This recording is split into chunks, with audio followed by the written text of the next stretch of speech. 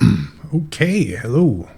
Welcome to the second video of Graybeard Astrology. I was going to piggyback on the last video and talk about another website, but I'll get to it down the line. I think I'm going to be producing a lot of videos here, as I've got a lot of just basic stuff I want to cover really quick as a kind of making a big group intro, a bunch of group intro videos and stuff. So I think I'm going to label this number 2 in a series or something. Yeah, I started kind of making an outline for this video and just had the urge to make it instead of doing a couple other things I'll get to soon. Yeah, so I just wanted to cover some more basics. I mean, astrology is pretty popular on the YouTubes, and a lot of people know a lot of stuff about it. But you know, like I said in the first video, I'm kind of taking this from, you know, step 1 to you know, kind of is somebody that doesn't know anything about it. You know, it's an introduction. So a lot of people that are more advanced and stuff might not find this very informational or anything like that, but it's just I'm growing, you know, it's just starting out. So I hope you enjoy. So what I'm going to do here is go over to the desktop and then switch over to, actually, real quick here, I've got a really interesting chart for the moment. And you can see Cancer's rising with transiting Jupiter right here on the ascendant.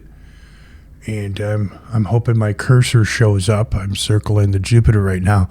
So auspiciously, this is a really great chart, and it's kind of why I had the impulse to record this video right now.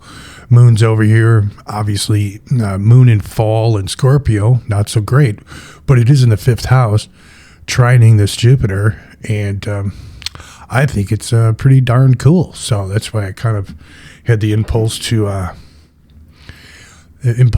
make this video right now instead of going for my walk, which I'll be doing shortly. Anyway, so we'll close or minimize this out, and I wanted to bring up a little slideshow here. I'm going to be using slideshows a lot initially, so we'll start from the first slide, and now I'm gonna hopefully have the right slide there. Okay, so first slide, there we go. This is what I wanted to talk about.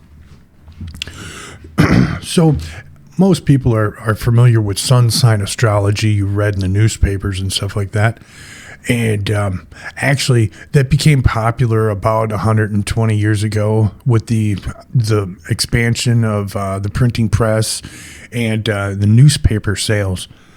Tremendous. I mean, modern times we use the internet for newspaper, or for getting our news, which created an explosion of media and stuff in our modern day. Well, 100 years ago, sorry. 120 years ago, 130 years ago, newspapers were the internet of the day. So having all the news travel over in newspapers and stuff like that, that was the media of the day. My point being is that they started writing articles, trying to actually come up with ideas to fill the newspapers up. And there was a journalist in England that had the idea of creating an astrology article about the Queen. And what they did was they put her sun sign on the ascendant, and then kind of read the chart for it. And then that kind of evolved into putting horoscopes into newspapers. And that's where that all came from. And when I grew up, I mean, it was called the green sheet in the newspaper had the astrology, sun sign astrology. And for the most part, I think that's what most people that are familiar, that ever heard of astrology, that's what they're talking about. You put the sun, the sign the sun was in when you were born, and you put it on the ascendant, and then you read the chart from there. So that's what people think, right? But fast forward and you get into astrology, and now you find out your ascendant sign is not the same as your sun sign. Ergo, there's some irrelevancy. It's not as accurate. So I think that's why a lot of astrology gets poo-pooed is people just don't understand the depth of it. So anyway, I'm going off there on a whole subject that I don't have it more clearly researched enough to present it. I'm just dancing around here. But to getting into the slide here, so we have all these different subheadings of astrology, or branches of astrology. The first one up on the top, we call it a mundane astrology, when we're talking about general politics, current events, kind of the world as it is right now, or maybe past history, studying huge events in history and then comparing them. And also weather. People study all kinds of different weather, earthquakes, and weather events and stuff like that, storms over the ocean, and mostly earthquakes seems to be a big thing when you're talking about weather astrology.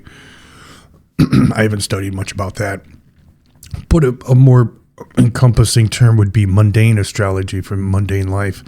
A lot of current events in politics and history, or maybe elections or something like that, political elections or something. And I don't know, in our current day, it seems that everything is a new, enormous current event. So a lot of mundane astrology going on. It's kind of like a forecast, like a weather forecast. It's more like an astrology forecast. A lot of people use the word energy when talking about astrology, and I find that, I understand what they're saying, but the word is so overused. I kind of like using like weather forecast for astrology, because it kind of puts you in the frame of mind of understanding what they're talking about. When you say energy and stuff, I don't know. I don't want to criticize. So anyway, mundane astrology would be one kind of form. So then on the left side of the screen here, we have a heading of traditional astrology, and that's kind of an umbrella term that kind of covers astrology pre 1800s, or the pre 1900s, and each one of these other headings: medieval astrology, Renaissance astrology, Hellenistic, Mesopotamian, Babylonian, they all kind of fall under the heading of traditional. And we're talking about centuries and centuries of a couple centuries of astrology studies that happened at different time periods that individually are subjects in their own right, but they all kind of, fall under the headline of traditional. On the right here, we have more of what I refer to as modern astrology, or psychological astrology. And when I say modern astrology, I'm talking about approximately the last 130, 150 years. And it's kind of a real bookmark of, the modern astrology, 150 years old, and then everything else before that, And that what makes traditional such an enormous, huge subject is that it's from 2,000 years ago to 150 years ago, so that's an enormous time period. And so the modern astrology has more of a psychological base, and stuff, because the reasoning, 100 years ago or so, like I was saying, that the sun sign astrology kind of took off and stuff. People were practicing astrology in Europe and in America, but they were getting pigeonholed and claimed to be fortune tellers. And to avoid being jailed, people stopped calling themselves fortune telling, and kind of shifted the focus of astrology into psychological analysis, because therapy and Sigmund Freud and all those guys were kind of taking off and being more popular and stuff. So they try to turn the focus of astrology into studying the personality, as opposed to giving fortunes or prediction, and that's the real shift from what astrology used to be before that. Traditional astrology is more forecast based. Modern astrology really kind of poo-poos that, especially in the last 60 years. From the mid 1960s was another huge shift in modern astrology from what it had been, in the prior 60 years. And then, it kind of evolved into the 1970s. Modern astrology is its own new subject from what it had been, let's say, in the 1930s.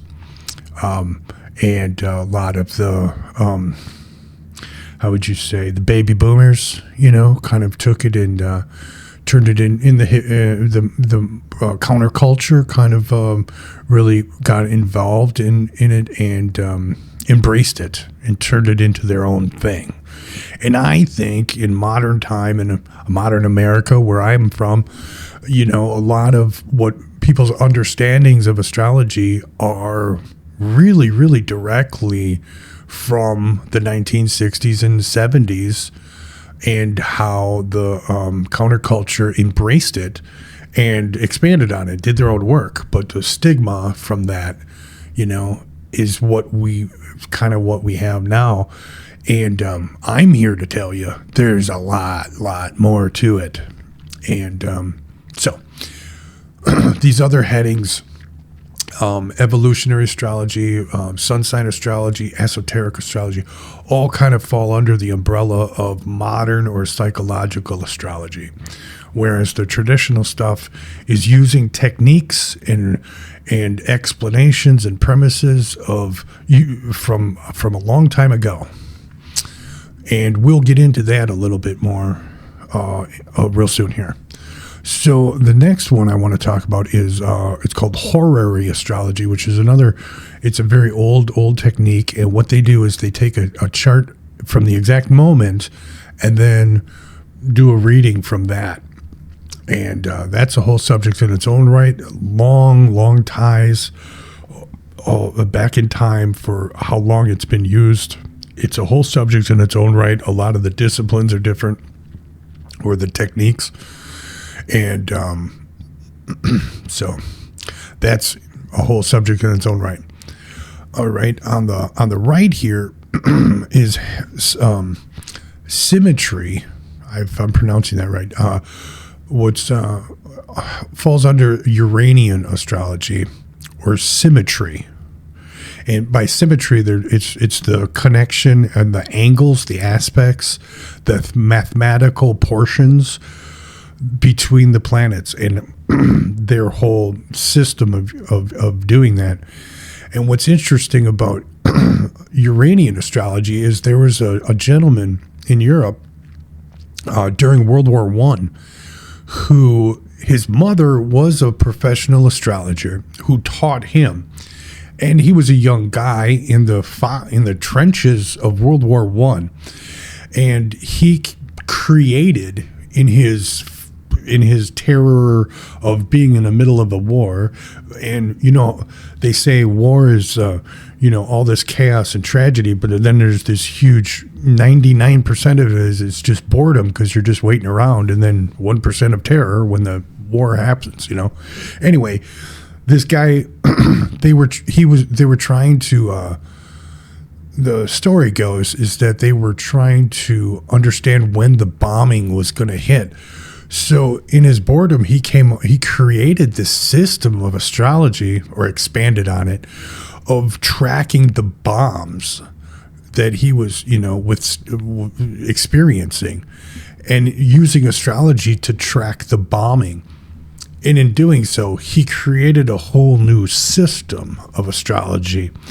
And then when he left the war, and he expanded that system and stuff, and I guess they could track it back to the school Hamburg.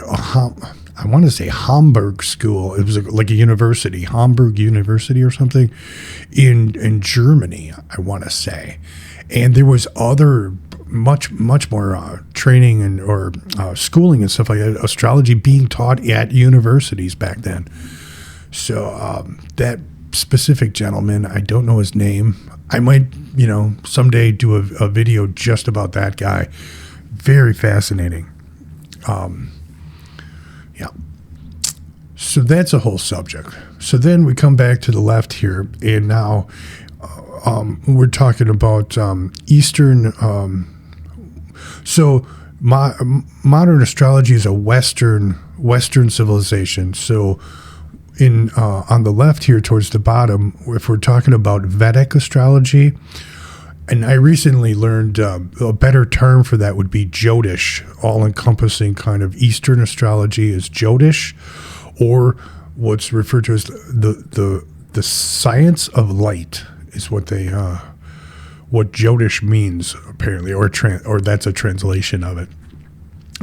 They use the sidereal chart, which is a whole needs a whole explanation, but normally in the West, we're using what's called a tropical zodiac chart. The Vedic or Jyotish, they use the sidereal chart. Now, in the West, the Western astrologers using the sidereal chart is called Western sidereal astrology. That's another form of practice, or another arm of astrology. Now, there's also people that use the Jyotish techniques with a tropical zodiac. So it gets even deeper into the pool. I'm just touching on these subjects here and stuff. So now we go to the right, and so we have another subject called astrocartography. And this kind of deals with doing, like I said in the first video and stuff, we looking at the globe and where it might help, or how you can find something that would fit your chart traveling wise, or relocation kind of study. And then we have another vocational astrology, kind of really focusing and drilling down into a person's career or life goals or something like that. And then we have what's called synastry, not symmetry, synastry. So making this slide, I might have made this video 3 or 4 times. I kept getting those 2 words wrong. Synastry. So we're calling it relational astrology. And what they do in this is we compare 2 people's charts. So we do their individual charts alone, and then you can do what's called a composite chart, where you take the 2 charts and make 1 chart out of it. And then you can, do all kinds of other things, but point being, these are all, branches of astrology and stuff. So it's really fascinating. So when people that aren't familiar with astrology, kind of poo-poo it or make some snarky comments, and it happens, oh well, but they really don't, understand it's been around for 2,000 years in its modern form. It's evolved so much. There's so much literature about it. It's just, I find it so fascinating. I've been reading about it for years and years and years, and it's been just awesome. So go on. I hope that isn't too vague or anything like that. I just want to kind of hit on some broader branches or titles, Hope that makes sense. So now we're going to jump over here, and these are what I was talking about by traditional astrology. And this gives you a little bit more of a timeline. So we have the Hellenistic period, 150 BC through 600 CE, which would be the, modern era. And then the Persian astrology, 200 to 600. so we have overlap between the Hellenistic and the Persian. I believe there was, the Hellenistic came kind of to an end, and was, the Western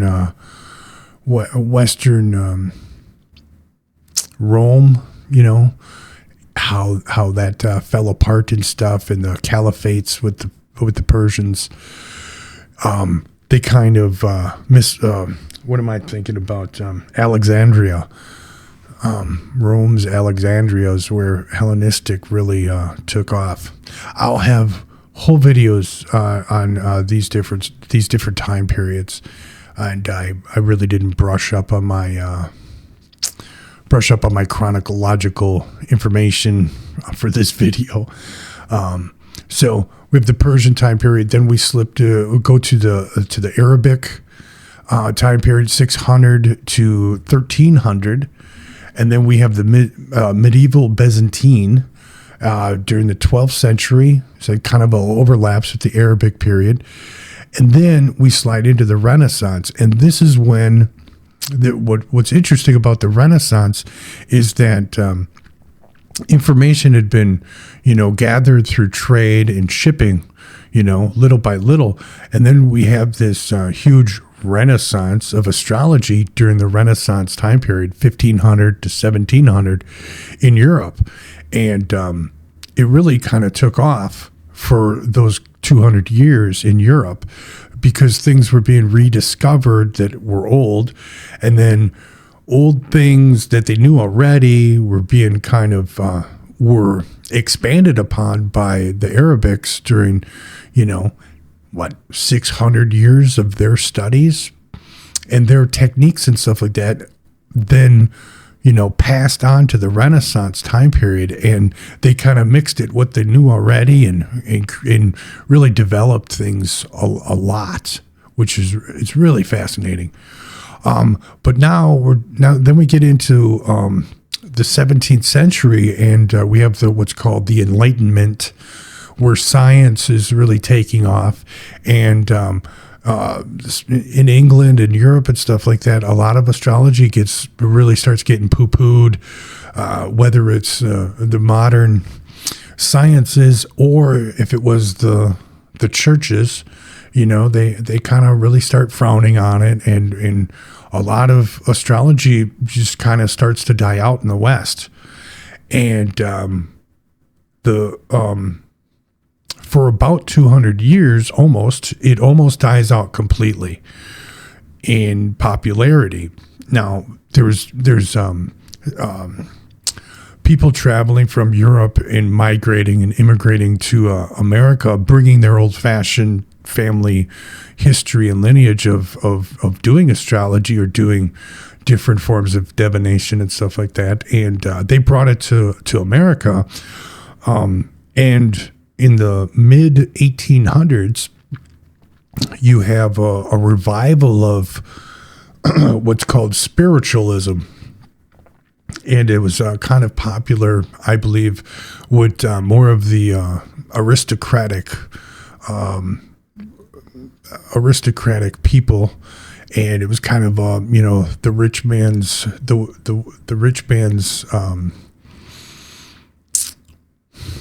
I don't know. I don't want to criticize, so I don't know how to say that.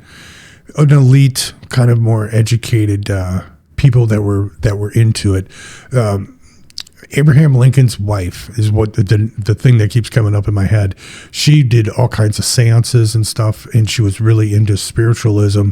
Obviously, she lost her husband and 2 kids, so she was very bothered by things. But it became a big thing in the more upper crust, population, and I believe. I could be wrong, but I believe that continued until the turn of the century and into the 30s and 40s, up until you got to the 1960s and the counterculture. And I believe, if my memory serves me, you have a lot of a lot of the counterculture, the younger people back in the 60s that were getting into astrology were meeting up with the older people that had been in it for a while, but they were a little bit more, buttoned up, a little bit more reserved, maybe more conservative. And there was a bit of a clash, and I think, and that's kind of why, how I was saying earlier about the counterculture kind of took over the astrology subject, and really that's what exploded with Linda Goodman's Sun Sign Astrology. I think that's the name of the book. It exploded back in the 60s. So my point being with this slide is that an enormous long time period, 150 years BC, up until 17th century or 18th century, you have this enormous, huge history of astrology, and then it just dies off for like 200 years. It just almost goes extinct and then starts to revive itself, 1850s, 1860s, and then 1900s, 1910s, Alan Leo, author, comes around, and boom, it takes off again. So now what we're going to do, I'm going to jump over to this slide. Well, now we'll just back up here. So what happens here in 1993 is the three Roberts get together, Robert Schmidt, Robert Hand, and Robert Zoller. And these are all like three geniuses in their own right that are into astrology. And they've been around for decades. They put together this idea of doing a translation project where they're going to go back and try and translate all of these different texts and do a really, really scholarly effort of translating old texts and getting some old techniques and stuff like that. And this was their big project back in the 90s. Now, they went and did this, and they did the translations, but that doesn't necessarily mean anybody understood the translations. So people have been working on this after them, for the last 35 years. And that's what's been so exciting about the modern astrology, or I should say traditional astrology in modern times, is the work that these guys started has created all these books that people are familiar with these days and kind of falls under that heading of traditional astrology. Now, this slide here, full disclosure, I have on the top right here, this slide, I made this slide, but it really came from the idea from Alan White. Alan White also worked on Project Hindsight, and he has a video, several videos on YouTube that he has this slide, but he does it on like handwritten, and I thought it was so helpful to have a visual that I made this slide up of his idea. So this is his idea. This is Alan White's idea. I just kind of put it into a PowerPoint so it's a little easier to look at and stuff like that. So once again, we go back from on the left here of Hellenistic astrology, a little time period, 100 BC, 700 BC, and we have the classic astrologers, Hermes, Dorotheus, Ptolemy, Valence, and Furnus Maternus. I'm pronouncing that terribly. I will pronounce things horribly wrong, so I know. Scold me in the comments if you want to. But all of these branches of astrology are starting from the Babylonians or the Chaldeans. And they're at different time periods. They're bleeding some information into different time periods. So the Babylonians' information goes into Egypt and into the Hellenistic time period, and they mix it with what the Greeks were doing already and kind of come up with the astrology that we know about today. They take the houses and create what we know as the houses. The Greeks did that. And then that's, some of that information from the Babylonians goes into the Persian astrology and the Hellenistic. During the different wars that they had, they were learning, the Persians were learning about what the Egyptians and the Greeks were doing, and they take some of that information into the Persian and Arabic decades or centuries of their astrology expansion, what they expanded on it. Now, some of the information from the Hellenistic time period goes over into through trade and stuff into East India. They were getting information over the years from the Babylonians as well. And I've read stuff too where the Chinese were getting information from that too through trade also. So the Vedic and the Eastern, the Jyotish India, they get information, but they've already created their own, rules and their own format, and they keep expanding on it. And what's interesting is that the Jyotish or Eastern astrology has an unbroken timeline. Like I was speaking earlier about having all these different breaks of in the timeline of knowledge mixed matched. Over in India, their timeline never changes, and they have family on top of family that were passing down their way of their practice from child, from generation to generation, and it's really astrology is enormously popular in India and the East there. With an unbroken lineage, which I just find fascinating. Okay, so then we come back to the center here where the Persians, Arabic, and that bleeds into a different time period of the Arabic and medieval in the 10th century. We have more astrologers, Bonani, Leopold, and Saul Bishop, I can't pronounce that one. I'm sorry. Should have did a little bit more preparation. But we have the 10th century, and then we go into the Renaissance. And Alan called them the Renaissance mob, which I found entertaining, and that's why I left it there. And that's where Kepler and William Lilly. Now, if you go over to into the UK. Currently, William Lilly is like their a really popular author, and so is doing horary astrology in Europe and stuff is a really popular thing, and they're getting their principles from William Lilly in the Renaissance time, and then that bleeds into the modern astrology in 1900s.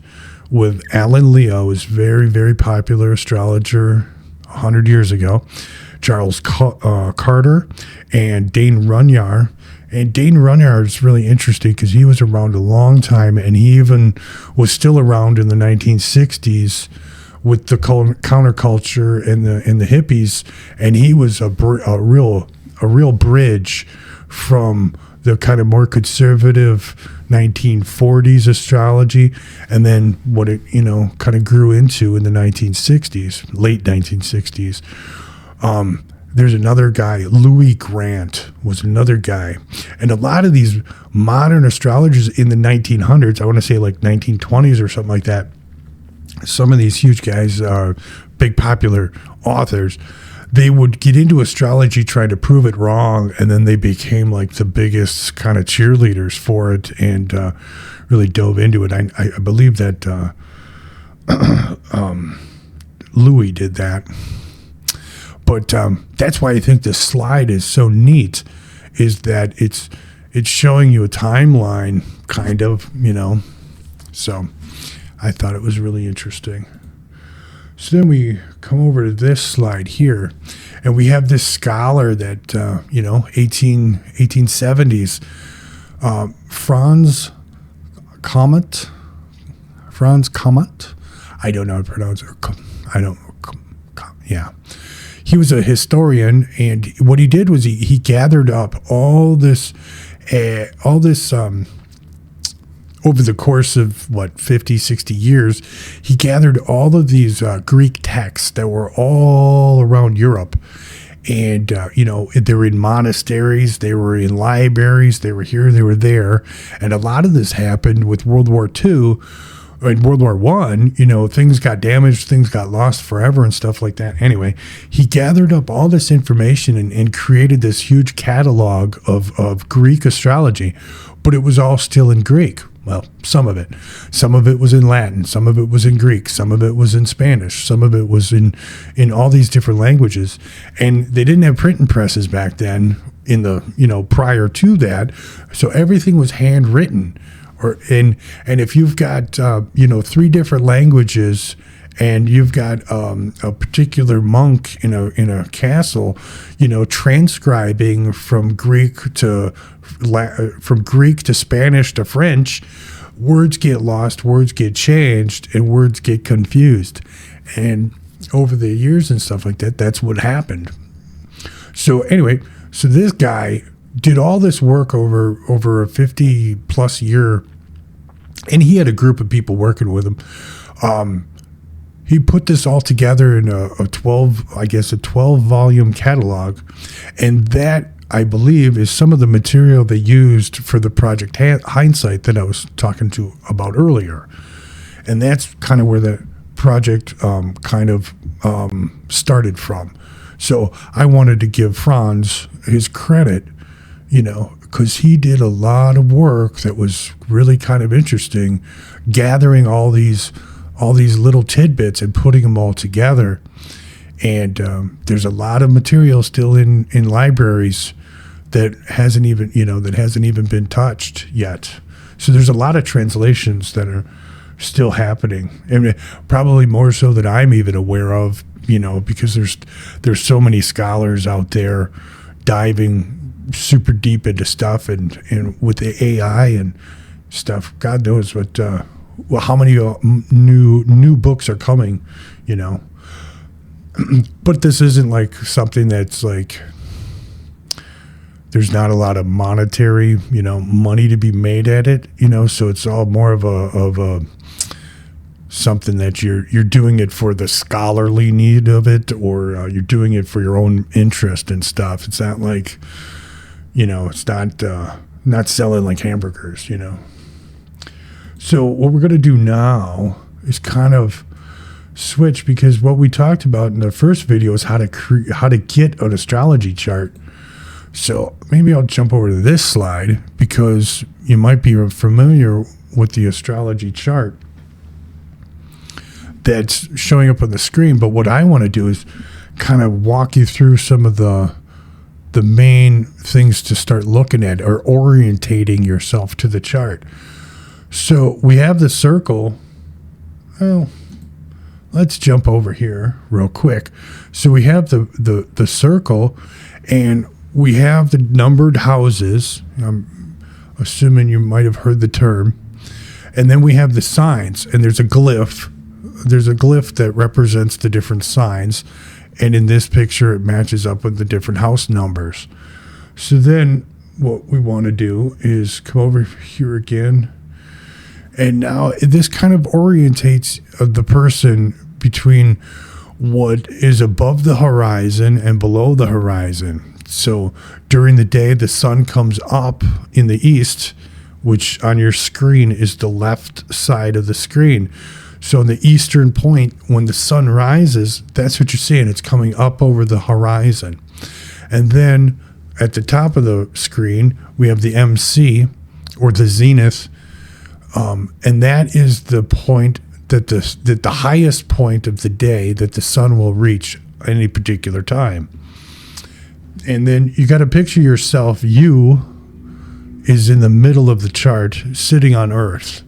Now, because the Earth is a sphere, it's kind of, you're looking at a 2-dimensional drawing, and we're talking about a 3-dimensional object. So, just picture yourself in the center looking out. And then on the right, we have the descendant, or the western point, and that is sunset. So the sun rises in the east, sets in the west, and now you orientated yourself with the chart by looking at the chart left, right, up, and down. So the beginning of the chart will always be on the left, on the eastern horizon. And the sun, goes up during the day and then sets at night. So left to right. The top of the chart is technically south. The bottom of the chart is technically north. So if you're sitting, standing in your front yard and you face south, east is to your left. And that's how you can orientate yourself to the chart. So, if you're sitting out camping one day and you see the sun setting or you see some stars, you can already tell kind of what time it is by where that sun is or where the moon is. And you could see if you're sitting there or something and it's sunset time and the sun's like in your eyes and you could tell, that the sun's in what, Leo or Cancer or something like that. You can in your head figure out what the rising sign is at any particular moment. So it's kind of neat. I think this slide really helped me. Well, I thought it was helpful to explain to people just getting into a chart. It really helps between night and day. The bottom of the chart is the dark side of the earth, so to speak. So I think it really helps orientate. So, and this was also why you'll hear later on if you have a day chart or a night chart, a nocturnal chart or a diurnal chart. So a diurnal chart is that the sun is above the horizon during the day. So you have a day chart or a diurnal chart. If the sun is below the horizon, you have a night chart or a nocturnal chart. And the funny thing about astrology is that there's always like 3 names for everything. So a day chart, night chart, nocturnal, diurnal, it's just 2 terms meaning the same thing. But that's, down the line, it's a big thing with traditional astrology is sect. SETC. Yeah. And that's the determining factor of sect is it night chart or day chart. And it's kind of like, what is the focus of your chart? Is it a diurnal or nocturnal chart? And that is decided by what side of the day, or what side of the chart your sun falls into. Now, it only gets squirrely if you were born right at sunrise or right at sunset. If the sun is right by the ascendant or the descendant, then it gets a little squirrely and there's a lot of opinions and stuff like that. When I talk about sect more in another video, we can split the hair, but I'm a stickler, if the sun is on that left ascendant and it is going up, I'm going to call it a day chart, within a couple degrees of the ascendant. And the same is true for the descendant. If the sun is a couple degrees away from the descendant, I might call it a night chart because the sun has got its momentum going into there. It's headed that way, so I'm going to split the hair depending on what side it's on to the next sect, if you will. But that's a hair to split in a whole subject. So, but I don't know. I hope you find that. I hope that makes sense. I could bring up this slide, which kind of orientates you of where we're getting those lines from. And this also tells you, this is also kind of a good illustration of why we're doing a tropical zodiac. A tropical means that we're basing the chart from standing on Earth, looking out into space, and we're basing the chart using the seasonal, the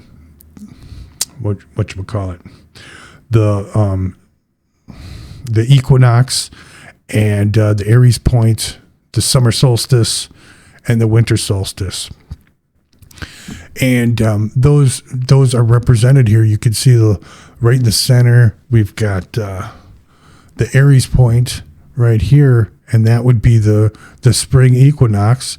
And then the Libra over here is the fall equinox. And then we have the summer solstice and the winter solstice on the left and the right. And where we have this little,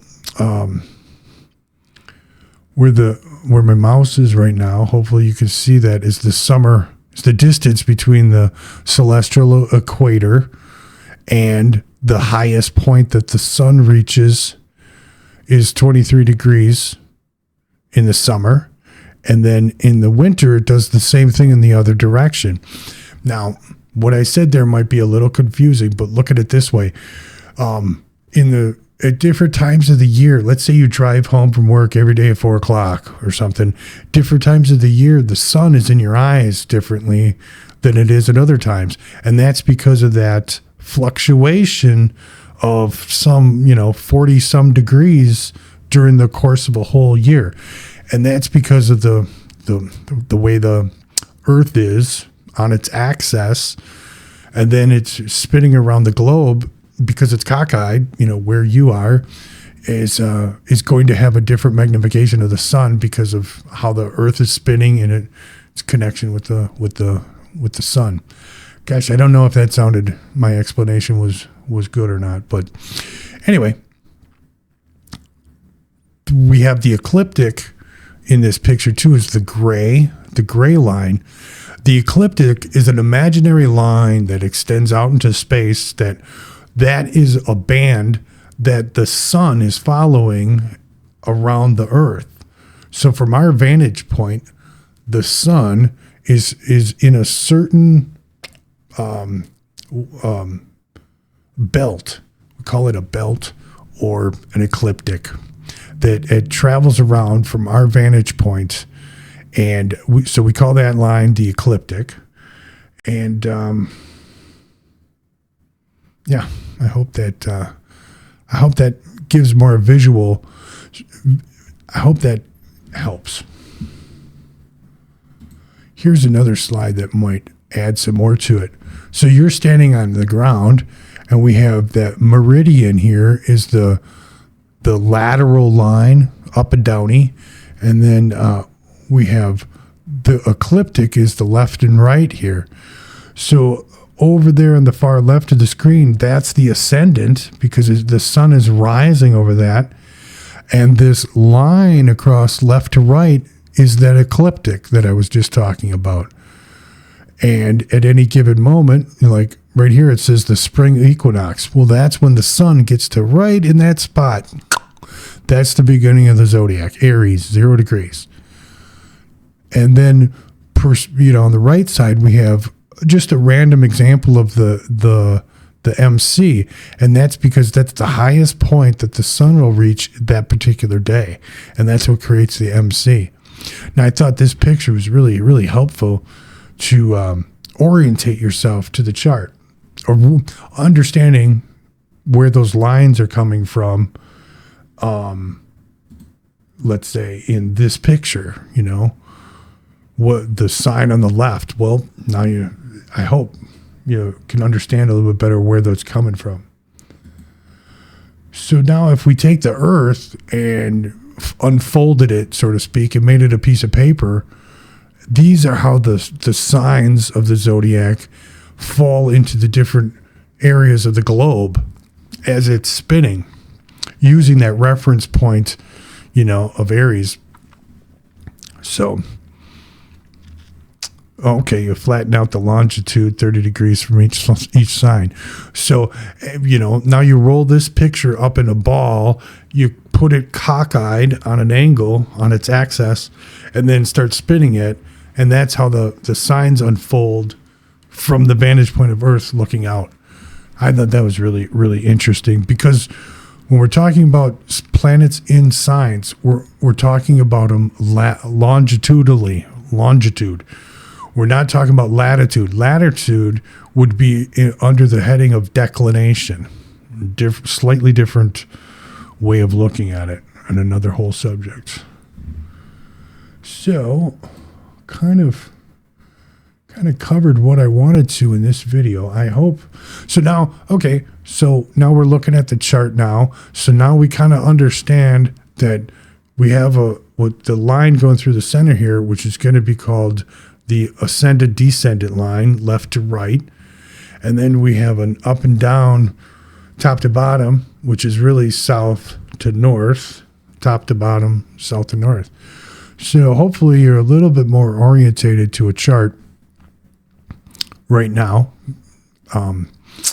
And we always want to remember the beginning of the chart is on the left side, 9 o'clock, in this particular case, Aries. So that's the beginning of the chart, the ascendant or the rising sign. So I hope that wasn't too confusing. If it was, but I'm going to leave it at that for today. I'm going to exit this out, close that, open this again. Yeah, and we come to here again, you know, like I was saying earlier, we could see on the left side of the chart here, we have a certain sign now. This is always changing every couple minutes. The degrees of the ascendant is changing. So since I started this video, we come over here, information chart for now, boom. So the ascendant's already moved approximately, 5-10 degrees, and in a little bit of time. I don't know how long I've been going.